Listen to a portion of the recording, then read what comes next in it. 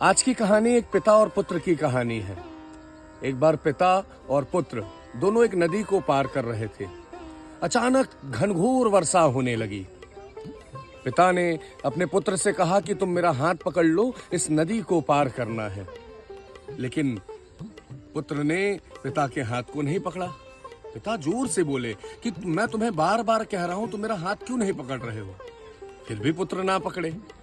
फिर उसके बाद पिता ने जोर से अपने पुत्र का हाथ पकड़ लिया। फिर उसके बाद पिता ने अपने पुत्र से पूछा कि ये बताओ कि मैं तुम्हें बार बार निवेदन कर रहा था, किंतु तुम मेरे हाथ को पकड़ क्यों नहीं रहे थे?